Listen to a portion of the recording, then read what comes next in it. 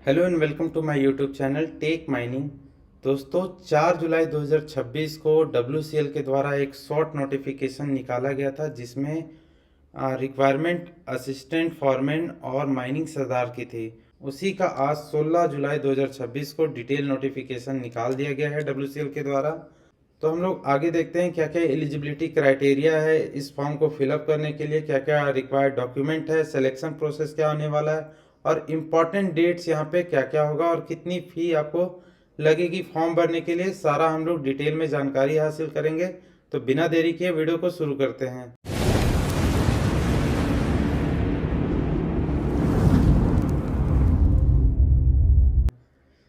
जैसा कि हम लोगों ने शॉर्ट नोटिफिकेशन में देखा था कि माइनिंग सरदार का जो वैकेंसी टोटल था वो 220 था और वही टोटल वैकेंसी आज भी है, कोई भी तरह का चेंजेस इसमें नहीं किया गया है।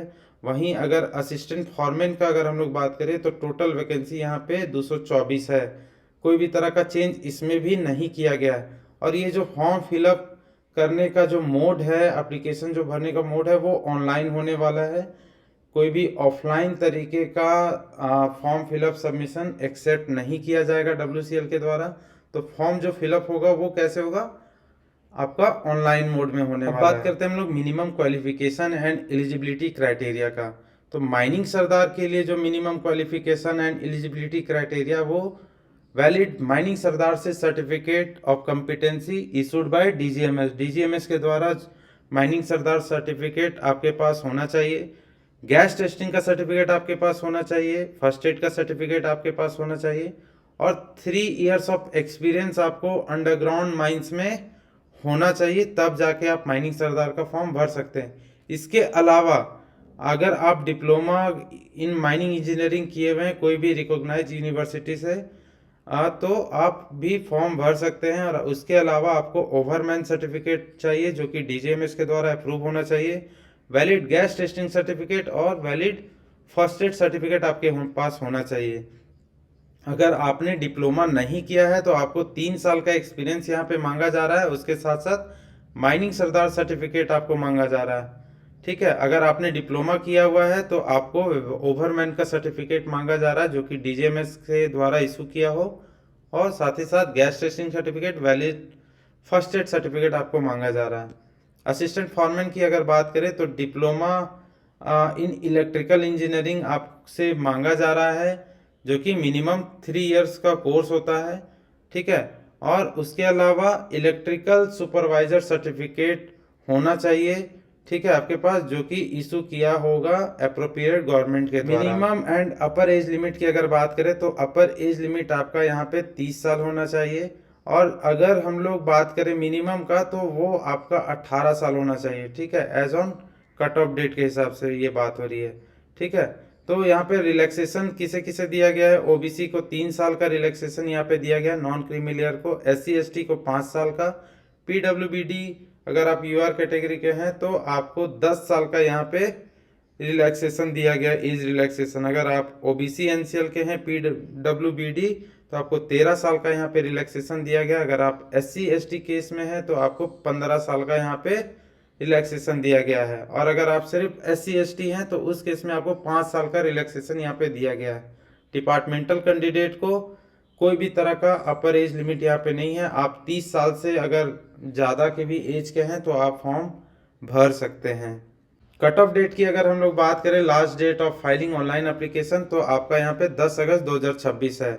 आगे बढ़ते हैं, बात करें अगर एप्लीकेशन फ़ी का तो यहाँ पे UR कैटेगरी, OBC NCL और EWS कैटेगरी को ही सिर्फ यहाँ पे फ़ी पे करना है, वो भी 1180 रुपये। ESM और डिपार्टमेंटल कैंडिडेट को कोई भी तरह का यहाँ पे फ़ी पे नहीं करना है, और जो फ़ी पे करने का, ये जो फ़ी पे करने का मोड है वो ऑनलाइन होगा।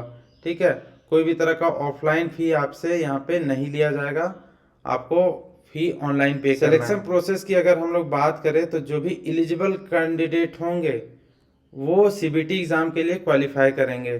ठीक है, उसके बाद CBT एग्ज़ाम आपका 100 मार्क्स का होने वाला है जो कि पार्ट 1 और पार्ट 2 में डिवाइडेड होगा।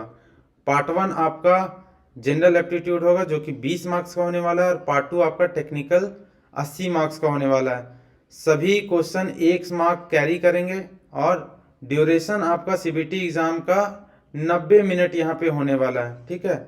और ये जो टेस्ट होगा वो आपका मल्टीपल चॉइस क्वेश्चन पे होने वाला है, उसी के पे बेस्ड रहेगा। और यहाँ पे कोई भी तरह का नेगेटिव मार्किंग यहाँ पे नहीं है, मतलब कि आप अगर गलती भी करते हैं तो आपका कोई भी एक्स्ट्रा मार्क्स यहाँ पे नहीं काटा जाएगा, कोई भी नेगेटिव मार्किंग इस केस में नहीं है। और जो क्वेश्चन पेपर होने वाला है वो आपका बाइलिंगुअल होने वाला है, यानी कि हिंदी और इंग्लिश में दोनों में ये अवेलेबल होगा। क्वालिफाइंग मार्क्स की अगर हम लोग बात करें तो माइनिंग सरदार के केस में यूआर एंड ईडब्ल्यूएस कैटेगरी के मिनिमम क्वालिफिकेशन यहाँ पे 50 मार्क्स है। ओबीसी एनसीएल की अगर बात करें तो 45, एससी एसटी की बात करें तो 40 मार्क्स इनका क्वालिफाइंग मार्क्स होने वाला है।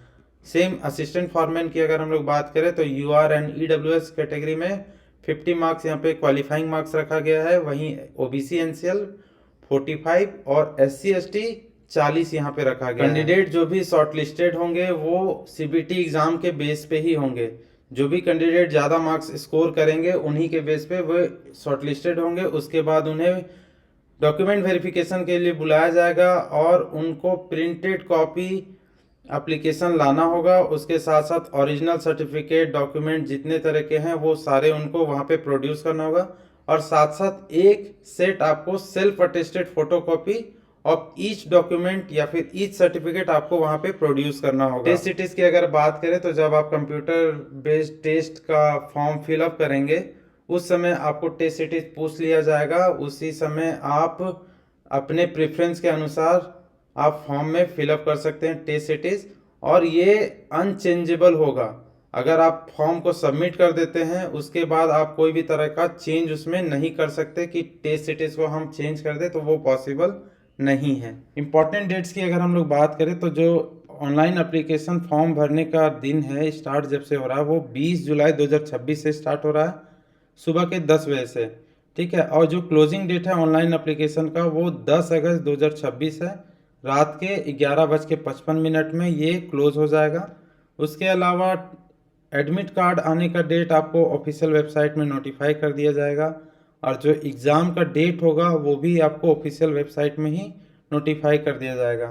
तो WCL के द्वारा फॉर्म डिटेल एडवर्टीजमेंट निकाल दिया गया है। आप ऑफिशियल वेबसाइट में जाकर इसे चेक कर सकते हैं। वहाँ पे जाके आप सिलेबस को भी देख सकते हैं कि क्या क्या माइनिंग सरदार के लिए रिक्वायरमेंट है, यहाँ पे सिलेबस का कौन कौन सा यहाँ पे टॉपिक्स आने वाले हैं आपके लिए। तो यही रहा वीडियो का हमारा एंड। मिलते हैं नए वीडियो के साथ, तब तक के लिए धन्यवाद।